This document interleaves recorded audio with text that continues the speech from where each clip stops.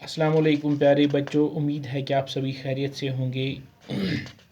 آج ہم کلاس 6 کی انگلش ٹیکسٹ بک میں ایک سٹوری پڑھنے جا رہے ہیں، جس سٹوری کا نام ہے the story of the Hills.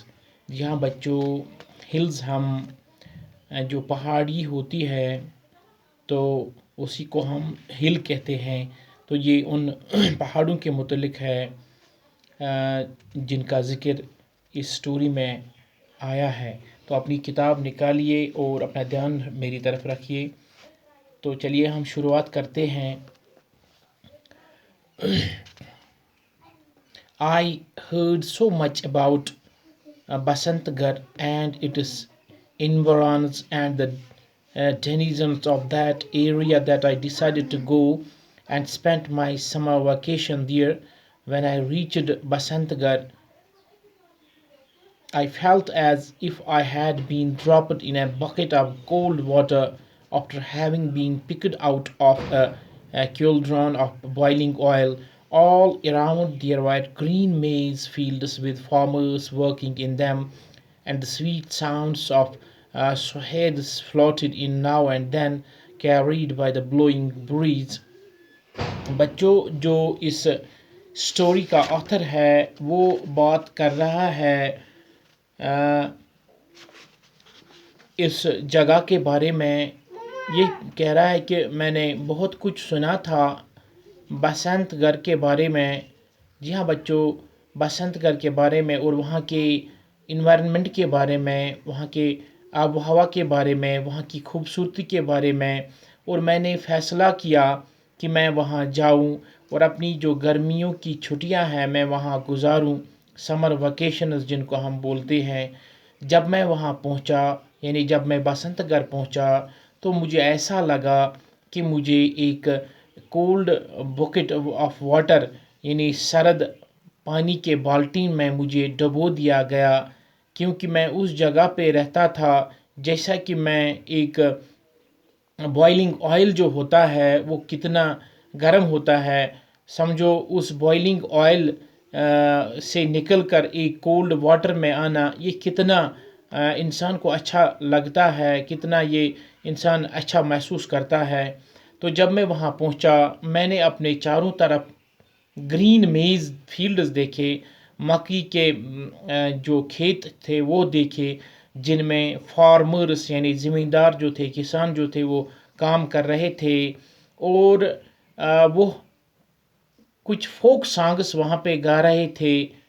وہ کچھ گانے، کچھ فوک سانگس جن کو ہم بولتے ہیں، شہید جن کو بولتے، ان کی جو وہ آواز تھی وہ ہوا میں گونجتی تھی، ان سانگس کی، ان گانوں کی، جو فلوئنگ بریز تھی وہ ان آوازوں کو ایک جگہ سے دوسری جگہ لے جاتے تھے۔ Deodar and patal trees on the high hill ranges swayed in the breeze like young boys dancing merrily.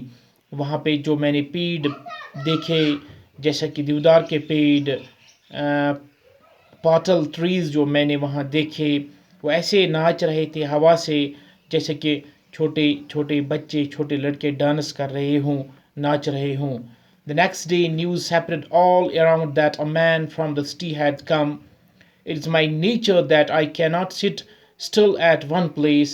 دوسرے دن یہ خبر پھیلی کہ ایک شہری آیا ہے، یعنی ایک آدمی آیا ہے شہر سے، کیونکہ یہ گاؤں تھا۔ یہ میرا نیچر بھی ہے کہ میں ایک ہی جگہ پہ نہیں رہ سکتا تھا، مجھے گھومنے کی عادت تھی۔ I came out of the forest rest house to look for a suitable spot where I could sit and watch the spectacle of the mountains, and if I got into the mood to write something. تو میں اس جنگل میں جہاں پہ rest house تھا، forest میں جو rest house تھا، اس سے نکل کر میں ایک ایسی جگہ کی تلاش میں نکلا جہاں سے مجھے ماؤنٹینز دکھے، جہاں سے مجھے پہاڑ دکھے، ان کا نظارہ میں کر سکوں اور ایسی جگہ پہ بیٹھ سکوں جہاں میں کچھ لکھ سکوں، کیونکہ یہ ایک آتھر جو ہے اس سٹوری کا یہ لکھنا چاہتا تھا اس جگہ کے بارے میں، اس کی خوبصورتی کے بارے میں، ان پہاڑوں کے بارے میں۔ I found a spot under a deodar. There was green grass, no need to spread a duri, and from there one could have a lovely view of the river Uj. I looked at the bottle green clear water and could not take my eyes off it. جی ہاں بچوں، میں ایک ایسی جگہ پہ آ گیا، ایک دیودار کے نیچے، جہاں پہ بہت زیادہ گھاس تھی وہاں پہ، اور سبز گھاس تھی وہاں پہ. کوئی بچھانے کی ضرورت نہیں تھی، کوئی چٹائی بچھانے کی ضرورت نہیں تھی وہاں پہ. اور وہاں پہ ایک دریا کا نظارہ بھی ہوتا تھا، ریور اج جس کا نام ہے. اور اس دریا میں وہ جو واٹر تھا بالکل کلیئر واٹر تھا. میری آنکھیں جو تھی وہ اسی پہ ٹکٹکی لگا کے رہ گئی. A little further down, the water of the river struck against a rock. It looked like someone foaming at the mouth in a frenzy of rage. Flecks of clouds in the blue sky looked like bits of cotton wool. جی ہاں بچوں، یہ پانی جب flu کرتا تھا اس دریا میں سے تو یہ پتھروں سے ہو کے ٹکراتا تھا، تو اس کا ایک الگ ہی نظارہ تھا. اور جب میں نے اوپر آسمان کی طرف دیکھا، بلیو اسکائی جب میں نے دیکھا تو وہاں پہ بلیو اسکائی پہ میں نے دیکھے کلاؤڈس، یعنی بادل دیکھے، جیسا کہ ایک کاٹن وول جیسے دکھتے تھے یہ بالکل یہ بادل. Close to my chosen spot, I noticed a girl of very tender age grazing the cattle. Something was it. The cool breeze sent me dozing. تو میرے بالکل نزدیک ہی ایک جگہ تھی جہاں پہ میں نے ایک لڑکی کو نوٹس کیا، جو کہ بالکل چھوٹی لڑکی تھی. ایک چھوٹی لڑکی تھی جو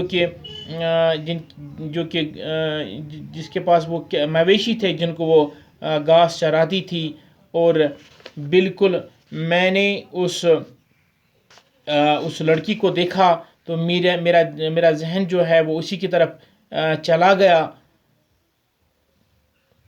After a spell of dozing, I was startled to find the girl sitting close to me.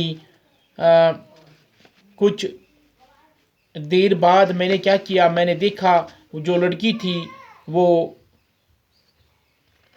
وہ بالکل میرے نزدیک تھی، وہ میرے نزدیک آ چکی تھی، میرے سامنے تھی بالکل. کچھ آرام کرنے کے بعد جب میں نے دیکھا، تھوڑی سی نیند کرنے کے بعد جب میں نے دیکھا تو وہ لڑکی جو تھی اس کو میں نے اپنے بالکل کلوز میں پایا، وہ میرے نزدیک آ گئی تھی وہاں اس جنگل میں. تو بچوں، یہ تھا ایک پارٹ اس سٹوری کا. جو اس کا نیکسٹ پارٹ ہے وہ ہم کل پڑھیں گے. Till then take care of yourself. اللہ حافظ.